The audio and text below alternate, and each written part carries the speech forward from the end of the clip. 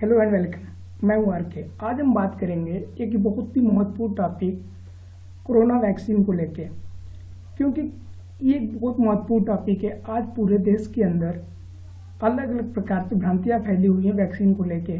तो आज हम जो चर्चा करेंगे वो वैक्सीन को लेकर चर्चा करेंगे। जैसे हम हमारे ही पास में लोगों के अंदर काफ़ी ऐसे क्वेश्चंस हैं जिनको लेके हेजिटेंसी बनी हुई है। जैसे मान लेते हैं कोई व्यक्ति कह रहा है क्या वैक्सीन लगवाने के बाद भी हो सकता है कोरोना।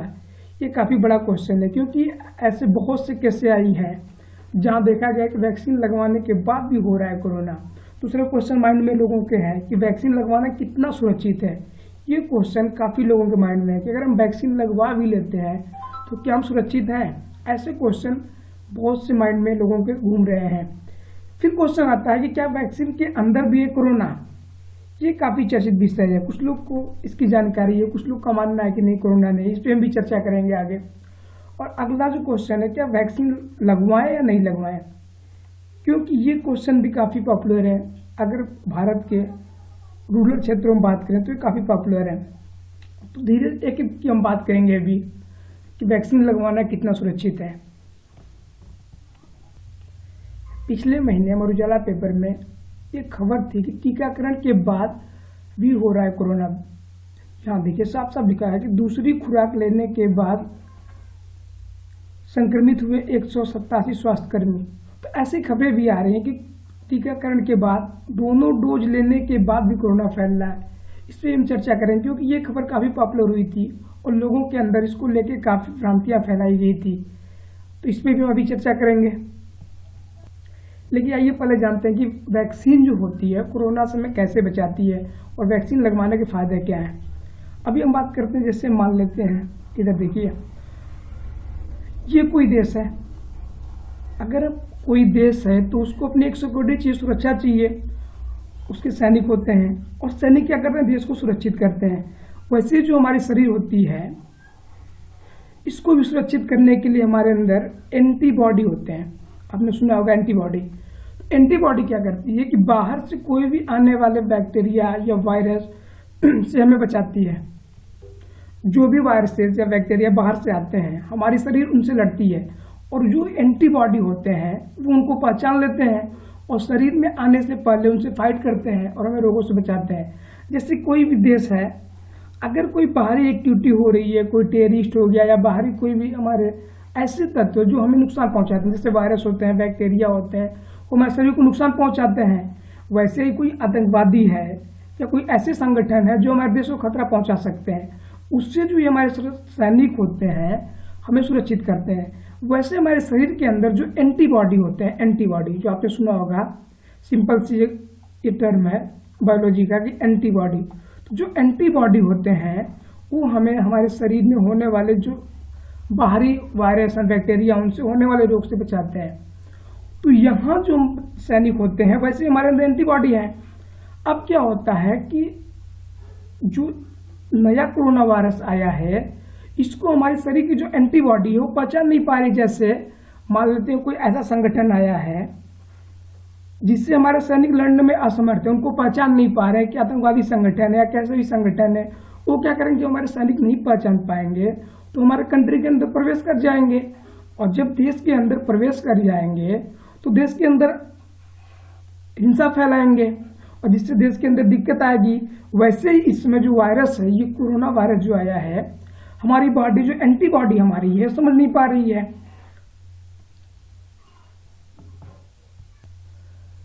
क्योंकि ये जो कोरोना वायरस आया है, एंटीबॉडी जो हमारी है ऐसे वायरस को पहचान नहीं पा रही, क्योंकि आज तक ऐसे वायरस को इसने फेस नहीं किया है।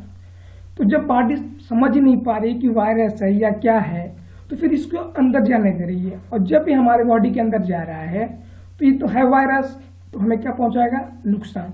अब क्या किया जा रहा है कि इसी को समझाने के लिए बॉडी को हम वैक्सीनेट कर रहे हैं, अपने शरीर को हमें वैक्सीन दी जा रही है, ताकि बॉडी ऐसे भी वायरस को पहचाने जो इस टाइप के हैं, जो कोरोना टाइप के हैं। जैसे अगर कोई बाहरी आतंकवादी संगठन आ रहा है और उसका अलग रूप है, तो हम क्या करते हैं कि अपने देश के सिक्योरिटी सिस्टम जो है, जो सैनिक हैं, उनको फिर से ट्रेनिंग देते हैं।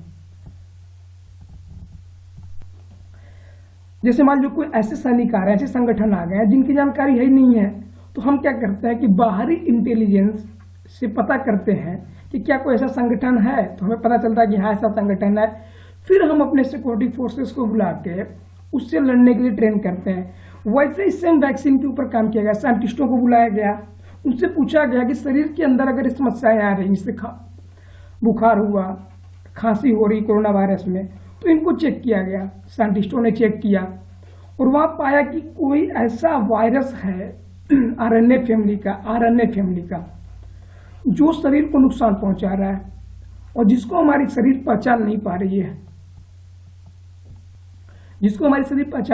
फिर क्या किया गया कि उसी के लिए शरीर को इन चीज़ों को बताने के लिए हम वैक्सीन बनाए। जो वैक्सीन प्रोग्राम चलाया गया इसीलिए बनाया गया, वैक्सीन इसीलिए बनाई जाती है कि शरीर के अंदर एक नया प्रतिरक्षा तंत्र तैयार किया है। जैसे हम अपने देश को सुरक्षित करने के लिए सैनिकों को तैयार करते हैं, वैसे हम शरीर के लिए वैक्सीन लगा के और एंटीबॉडी दे देंगे। जैसे शरीर देश को सुरक्षित करने के लिए सैनिक, वैसे ही शरीर को सुरक्षित करने के लिए वैक्सीन देंगे और वैक्सीन के हमारे शरीर के अंदर बनाएगी एंटीबॉडी।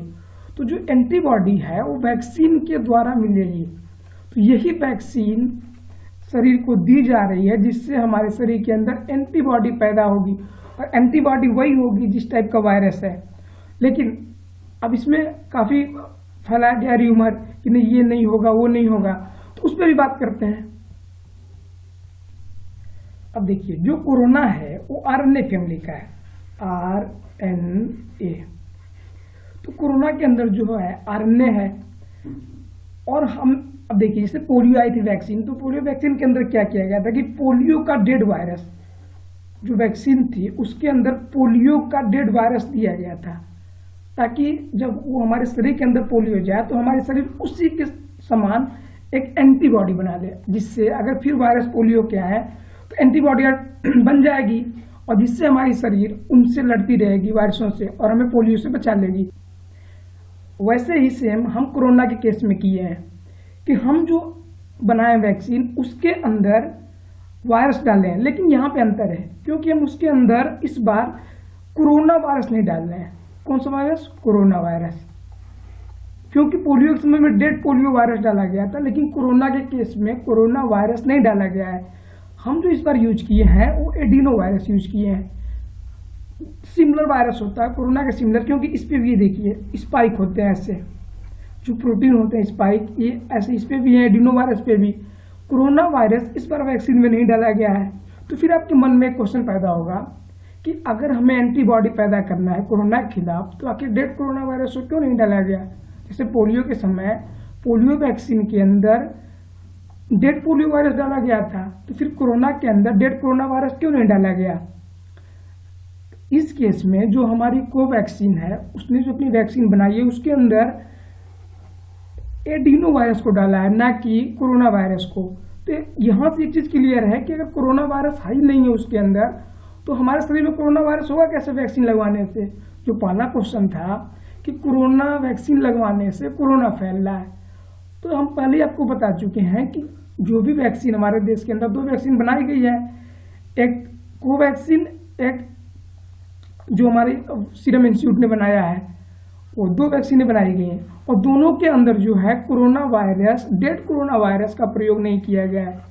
इसके अंदर प्रयोग किया गया है एडिनो वायरस। एडिनो वायरस क्या होता है कि सिमिलर कोरोना वायरस की तरह इस पे भी स्पाइक प्रोटीन होते हैं जैसे कोरोना वायरस पे होते हैं। तो दोनों जो वैक्सीन बनाई गई है उसके अंदर डेड कोरोना वायरस नहीं है, और जब हमारे बॉडी के अंदर कोरोना वायरस नहीं जा रहा है, वैक्सीन के थ्रू नहीं डाला जा रहा है, तो मतलब साफ है कि हमें वैक्सीन से कोरोना का कोई खतरा नहीं है।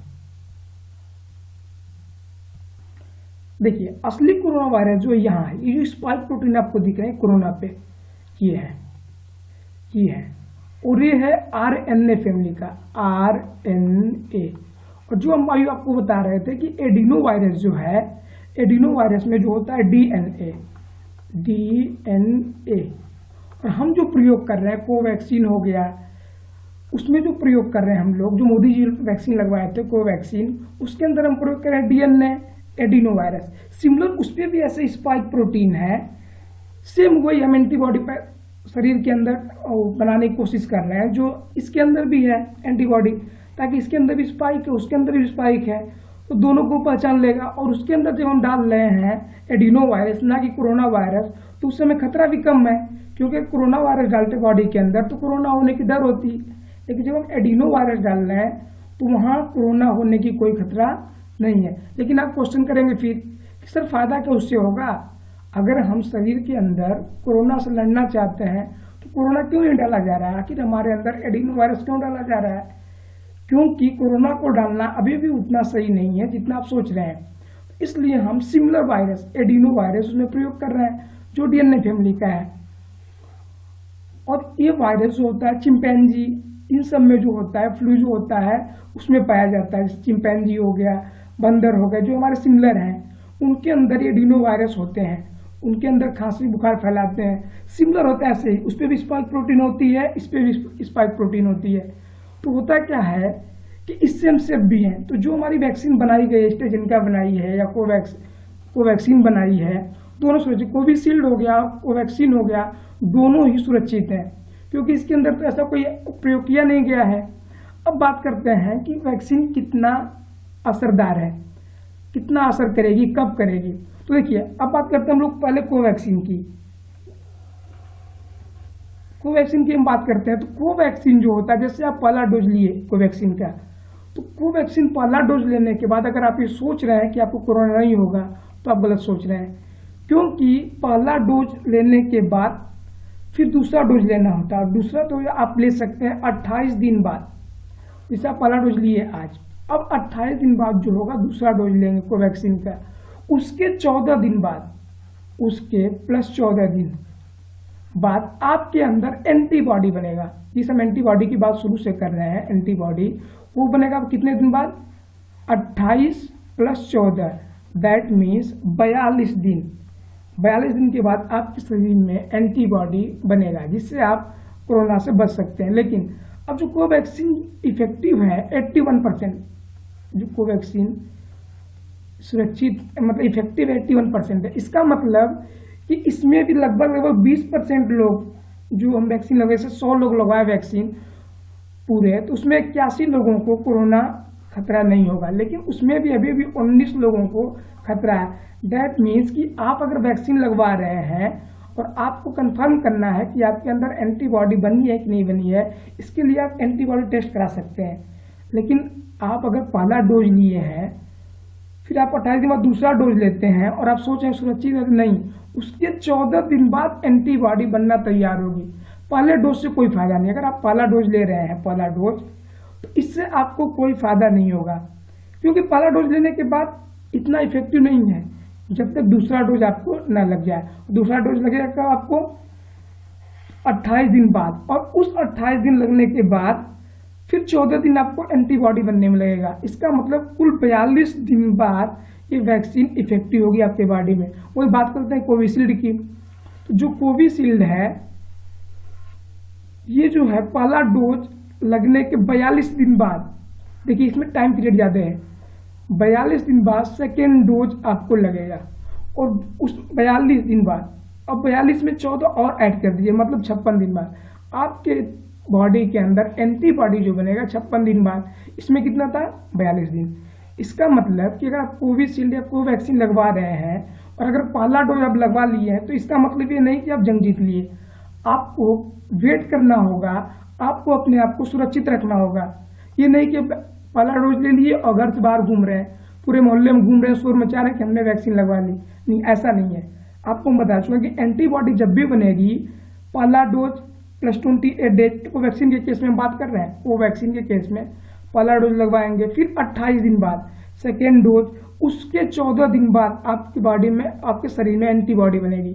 और एंटीबॉडी वो भी बनेगी 81% इफेक्टिव है उन लोगों में।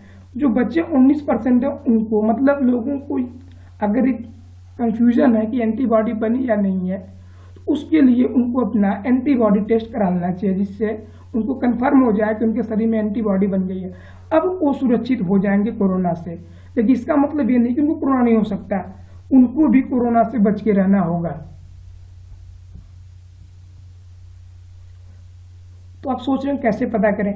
आप एक टेस्ट होता है एंटीबॉडी टेस्ट। इससे क्या पता करता है क्या हमारे शरीर के अंदर जो हम वैक्सीन लगवाए हैं एंटीबॉडी जनरेट हुई है कि नहीं, एंटीबॉडी बनी है कि नहीं। इसके लिए आपको एक टेस्ट होता है एंटीबॉडी टेस्ट, उसको आप जब कराएंगे तो उसमें साफ साफ पता चलेगा कि एंटीबॉडी बनी है कि नहीं। और उसका जो रेशियो होना चाहिए 10 से 1000 IU इंटरनेशनल यूनिट जो होती है एंटीबॉडी टेस्ट होता है, उसमें इतना अगर आ रहा है आपका, तो इसका मतलब आपके अंदर एंटीबॉडी बन चुकी है और आपके अंदर अब वायरस का खतरा नहीं है। लेकिन इसका मतलब ये नहीं कि आप अगर वैक्सीनेटेड हो गए हैं, वैक्सीन लगा लिए हैं, तो आपको कोरोना दोबारा नहीं हो सकता है, लेकिन आपकी बॉडी जो एंटीबॉडी है उससे लड़ेगी और आपको सुरक्षित करेगी। अब कुछ क्वेश्चन हमारे सामने ये भी आ रहे हैं कि आखिर खांसी जुकाम क्यों कभी कभी आ जा रहा है वैक्सीन लगवाने के बाद। कुछ लोगों को देखने को मिल रहा होगा कि जैसे एंटीबॉडी लगवाए, वो वैक्सीन लगवाने के बाद क्या हो रहा है, उनको बुखार आ रहा है। और एक क्वेश्चन खड़ा हो रहा है कि ऐसा क्यों हो रहा है। सिंपल सी बात है कि अगर आपके शरीर के अंदर कोई एक्टिविटी होगी, जैसे आपके घर पे कोई कुछ एक्टिविटी करे तो उसका इफेक्ट दिखेगा। वैसे ही जब आप वैक्सीन लगवा रहे हैं तो आपके इम्यूनिटी सिस्टम के ऊपर डिपेंड करता है कितना स्ट्रांग है। अगर काफ़ी स्ट्रांग है तो इफेक्ट नहीं ज़्यादा दिख रहा है, कोई खांसी ज़्यादा नहीं, बुखार नहीं दिख रहा है। लेकिन अगर थोड़ा आपका बॉडी उतना इम्यूनिटी स्ट्रांग नहीं है तो थोड़ा तो असर दिखेगा ही। किसी को बुखार आएगा, किसी को थोड़ा सा स्नीजिंग की प्रॉब्लम आएगी, तो ये दिखेगा हल्का फुल्का असर। अगर आप कोई वैक्सीन ले रहे हैं तो उतना प्रभाव दिखेगा, क्योंकि बॉडी के अंदर आपके एक वायरस भेजा जा रहा है, चाहे DNA फैमिली का हो चाहे RNA फैमिली का, एंटीनो वायरस जो भेजा जा रहा है उसका प्रभाव तो दिखेगा ही दिखेगा। तो वही आपके बॉडी के अंदर दिख रहा है और कोई दिक्कत नहीं हो रही है, तो इससे कोई घबराने की बात नहीं है। तो आप लोग वैक्सीनेट पूरा कराइए, एकदम डरने की बात नहीं है, क्योंकि वैक्सीन के अंदर कोरोना वायरस सही नहीं है, डेड कोरोना वायरस नहीं है, एडिनो वायरस है। सो आप वैक्सीन से सुरक्षित हैं, किसी को र्यूमर न फैलाइए।